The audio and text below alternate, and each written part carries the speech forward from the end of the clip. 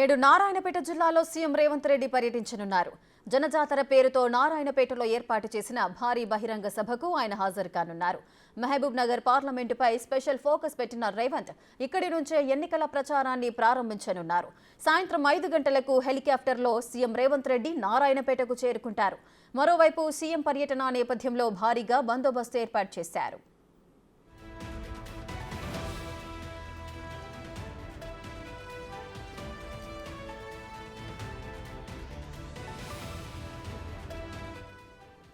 నేడు నారాయణపేట జిల్లాలో సీఎం రేవంత్ రెడ్డి పర్యటించనున్నారు. జనజాతర పేరుతో నారాయణపేటలో ఏర్పాటు చేసిన భారీ బహిరంగ సభకు ఆయన హాజరు కాబోతున్నారు. మహబూబ్ నగర్ పార్లమెంటుపై స్పెషల్ ఫోకస్ పెట్టిన రేవంత్ రెడ్డి ఇక్కడి నుంచే ఎన్నికల ప్రచారాన్ని ప్రారంభించనున్నారు. సాయంత్రం 5 గంటలకు హెలికాప్టర్లో సీఎం రేవంత్ రెడ్డి నారాయణపేటకు చేరుకుంటారు. మరోవైపు సీఎం పర్యటన నేపథ్యంలో అక్కడ భారీగా బందోబస్తు ఏర్పాటు చేశారు.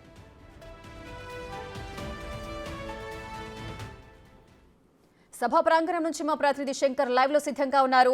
శంకర్, చెప్పండి, సీఎం పర్యటన మహబూబ్ నగర్ లో జరగబోతోంది. ఒక భారీ బహిరంగ సభ కూడా ఏర్పాటు చేస్తున్నారు. ఆ సభకు సంబంధించిన డీటెయిల్స్ ఏంటి? రేఖ, నేడు నారాయణపేట జిల్లాలో సీఎం రేవంత్ రెడ్డి పర్యటన కొనసాగబోతుంది. ఈ నేపథ్యంలో జిల్లా కేంద్రంలో ఉన్నటువంటి మినీ స్టేడియంలో జనజాతర పేరుతో కూడా కాంగ్రెస్ భారీ బహిరంగ సభను నిర్వహిస్తుంది. ఈ కార్యక్రమానికి సీఎం రేవంత్ రెడ్డితో పాటు ఉమ్మడి పాలమూరు జిల్లాకు సంబంధించినటువంటి ఎమ్మెల్యేలు సైతం హాజరవుతుండడంతో ఈ సభ మరింత ప్రాధాన్యతను సంతరించుకుంది. గత 2 రోజులుగా కూడా స్థానికంగా ఉన్నటువంటి నారాయణపేట ఎమ్మెల్యే చిట్టెం పర్ణికారెడ్డి, అదేవిధంగా సీనియర్ నేతగా ఉన్నటువంటి కుంభం శివకుమార్ రెడ్డి కూడా ఓవరాల్గా ఈ సభ ఏర్పాట్లను చూస్తున్నాడు. పూర్తి స్థాయిలో ఎవరికి ఇబ్బందులు రాకుండా చూస్తున్నాడు. పెద్ద ఎత్తున ఈ యొక్క కార్యక్రమానికి ప్రజలను కావచ్చు, కార్యకర్తలను తరలించేందుకైతే పూర్తి స్థాయిలో ప్లాన్ చేస్తున్నారు. ప్రజెంట్ మనం విజువల్లో కూడా చూడొచ్చు. ఇప్పుడే ఈ యొక్క సభా ప్రాంగణాన్ని కూడా స్థానిక ఎమ్మెల్యే చిట్టెం పర్ణికారెడ్డి పరిశీలించడం జరిగింది. సాయంత్రం 6 గంటలకు ఈ సభ ప్రారంభం కాబోతుంది. 4 గంటల ప్రాంతంలో సింగారం గేటు దగ్గరికి సీఎం రేవంత్ రెడ్డి రాబోతున్నాడు. ప్రస్తుతం మన దగ్గర ఎమ్మెల్యే ఉన్నారు, ఆమెను అడిగి తెలుసుకుందాం. మేడం, చెప్పండి, ఈ రోజు సీఎం పర్యటన ఏ విధంగా ఉండబోతుంది? జనజాతర సభకు ఎట్లా ఏర్పాట్లు చేశారు? ఇప్పటి వరకు అయితే ఏర్పాట్లన్నీ కూడా కరెక్ట్ గా జరుగుతున్నాయండి. టైంకి పూర్తి కూడా అయిపోయినాయి. కూడా ఆల్మోస్ట్ చిన్న చిన్నవి ఉన్నాయి, అవి కూడా పూర్తి అయిపోతాయి. ఇంకో గంట లోపల పూర్తి చేసుకొని 4:30 నుంచి వీఆర్ ఎక్స్పెక్టింగ్ జనాలు రావడం. సో అది కూడా ఏర్పాట్లు చేసుకుంటూ, ఎందుకంటే సమ్మర్ కూడా కాబట్టి వాటర్ డ్రింకింగ్ ఫెసిలిటీస్ కూడా ప్రతి దగ్గర ఉండేటట్టు చూస్తున్నాం. ఎవ్రీ చౌరస్తా కూడా కవర్ అయ్యేటట్టు చూస్తున్నాము. ఒకవేళ ఫ్లో ఎక్కువ అయినా కూడా బయట జనాలు స్క్రీన్ల ద్వారానో దేని ద్వారానో చూసుకునేటట్టు ఏర్పాట్లు అనేది కూడా జరుగుతున్నాయి. సో ఎందుకంటే ఇది ఫస్ట్ తెలంగాణ తుక్కుగూడ సభ మొదలవుతుంది కాబట్టి ఈ సభకు ఏర్పాట్లు అనేది కూడా చాలా పెద్ద ఎత్తున చేశాము.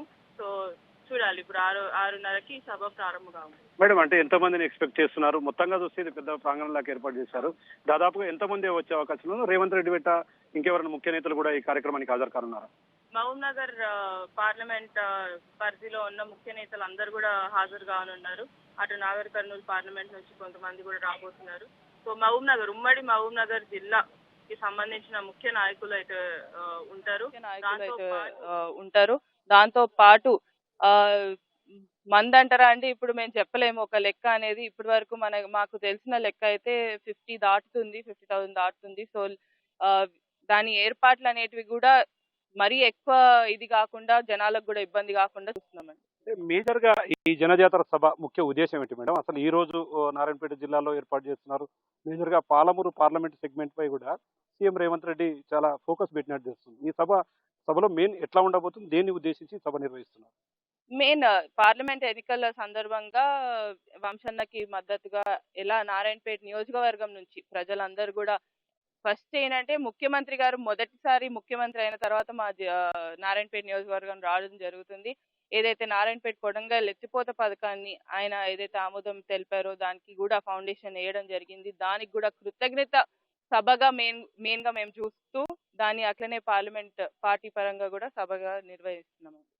మేడం, ఓవరాల్ గా ఒకవైపు బీజేపీ, మరోవైపు బీఆర్ఎస్ ఏం చెప్తున్నాయంటే పార్లమెంట్ ఎన్నికల్లో ఒకవైపు మహబూబ్ నగర్, నాగర్ కర్నూలు ఈ రెండు మావే విజయం సాధిస్తానని ఒకరికొకరు చెప్పుకుంటారు. మరోవైపు కాంగ్రెస్ ఖచ్చితంగా తమ ఖాతాలో వేసుకోవడానికి వ్యూహాలు రచిస్తుంది. ఎట్లా ఉండబోతుంది? ఒకవేళ రాబోయే ఎన్నికల్లో ఎట్లా గెలిపేవడదని భావిస్తున్నారు? ఇప్పుడు మా పార్లమెంట్ సెగ్మెంట్ చూసుకుంటే అయితే అండి, మేము 7 ముఖ్యమంత్రి గారితో కలిపి కూడా 7గురం కాంగ్రెస్ అభ్యర్థులను గెలిచాము. తప్పకుండా మేము 7గురం అనేది కూడా ముఖ్యమంత్రి గారిని వదిలేసి మేము మిగతా 6గురం కూడా తప్పకుండా ఒక సైనికుల్లాగా పనిచేయబోతున్నాము. ఎమ్మెల్యే అని చూసుకోకుండా మేము ముందు నుంచి కూడా కాంగ్రెస్ పార్టీ ఏవైతే గ్యారంటీలు ఇచ్చాయో అవన్నీ కూడా ఎలా మీరందరూ చూస్తూ వస్తున్నారు, ఒకటి తర్వాత ఒకటి ఇంప్లిమెంట్ అవుతూ వచ్చింది. మన ఉమ్మడి మహబూబ్నగర్ జిల్లాలో ఏదైతే గ్యాస్ సిలిండర్ 500కి 200 యూనిట్స్ కరెంట్ అనేది కూడా అమల్లోకి రాలేదు. ఎందుకంటే మనకి ఎమ్మెల్సీ కోడ్ ముందు వచ్చింది కాబట్టి అమలు కాలేదు.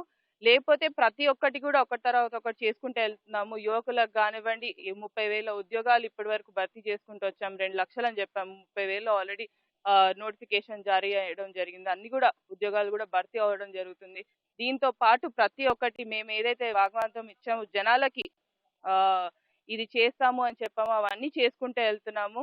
ఎలక్షన్ కోడ్ వచ్చినందువల్లనే దానికి కొంచెం బ్రేక్ పడింది కాబట్టి ఈ ఎలక్షన్ మోడ్ అయిపోయినాక మళ్ళీ తిరిగి జనాల కోసం ఏవైతే పథకాలు ఉన్నాయో అవన్నీ కూడా అమలు చేసుకుంటూ ముందుకు మేడం ఇప్పటికే సంక్షేమ పథకాల పేరుతో కాంగ్రెస్ ప్రభుత్వం ఖచ్చితంగా ప్రజల చింతకు చేరుతుంది. మేజర్ గా ఈ రోజు నారాయణపేట జిల్లాలు చూస్తే ముఖ్యంగా రేవంత్ రెడ్డి ఒకవైపు పార్లమెంట్ ఎన్నికలకు సంబంధించి ఎన్నికల కోడ్ కూడా అమల్లో ఉంది. వరాల జల్లు కావచ్చు, అట్లాంటి కురిపించే అవకాశాలు మెండుగా ఆయన అనౌన్స్మెంట్ చేయకపోవచ్చు. కానీ మీరేం ఎక్స్పెక్ట్ చేస్తున్నారు మేడం ఇక్కడ నుంచి? మీకు రేవంత్ రెడ్డి గారు వచ్చినప్పుడే మీకు తెలియబోతుంది అసలు ఏంటి ఉద్దేశం అనేది కూడా. అసలు ఏమన్నా అనౌన్స్మెంట్ ఉంటే కూడా తప్పకుండా ఏదో ఒకటి అనౌన్స్మెంట్ అయితే ఉంటుందని ఆశిస్తుంది. అంటే ఈసారి నారాయణపేట నియోజకవర్గం నుంచి పార్లమెంట్ ఎన్నికల్లో అంటే ఎక్కువ మెజార్టీని ఎక్స్పెక్ట్ చేయొచ్చు అంటారా? తప్పకుండా ఎక్స్పెక్ట్ చేయొచ్చండి. నాకు వచ్చిన మెజారిటీ కన్నా ఎక్కువ మెజారిటీ తెస్తాము. ఎక్కువ మెజారిటీ తెచ్చినప్పుడే అందరికీ కూడా ఇప్పుడు జనాలందరూ కూడా ఎలా ఉన్నారంటే ఇంత 4 నెలలనే ఇంత చేశారు కాబట్టి మిగతా 5 సంవత్సరాల్లో కూడా తప్పకుండా ఏదో ఒకటి అయితే మాకు అభివృద్ధి అనేది జరుగుతుందని నమ్మకం జనాల్లో ఏర్పడుతుంది. తప్పకుండా నాకు వచ్చిన మెజారిటీ కన్నా ఎక్కువ మెజారిటీ తెస్తాం నారాయణపేట నియోజకవర్గం నుంచి. చూస్తున్నాం ఇది ఓవరాల్ గా గత 2 రోజులుగా కూడా ఈ సభ సక్సెస్ చేసేందుకైతే ఎమ్మెల్యే పూర్తి స్థాయిలో ఇక్కడి దగ్గర నుండి చూస్తున్నారు. మరి ముఖ్యంగా ఈ రోజు సాయంత్రం జరగబోయే ఈ యొక్క ఎన్నికలకు సంబంధించినటువంటి శంకరావాన్ని ఇక్కడ నుంచి పూరించనున్నారు. ముఖ్యంగా పాలమూరు పార్లమెంట్ కు సంబంధించి ఎవరైతే అభ్యర్థిగా ఉన్నారో చిక్కుడు వంశీకృష్ణ విజయం ఖరారు దిశగా కూడా తాము అడుగులు వేయబోతున్నాము. ఖచ్చితంగా పార్లమెంట్ నియోజకవర్గానికి సంబంధించి 7 సెగ్మెంట్లో ఒకటైనటువంటి నారాయణపేట సెగ్మెంట్ లో కూడా భారీ మెజార్టీని మేము ఇవ్వబోతున్నాము. తనకన్నా ఎక్కువ మెజార్టీ వస్తుంది.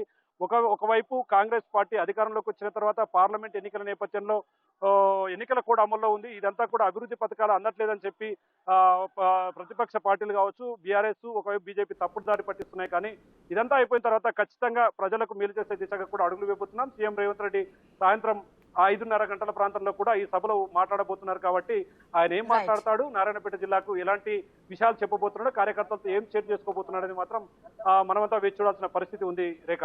Right, thank you Shankar, thanks for the details.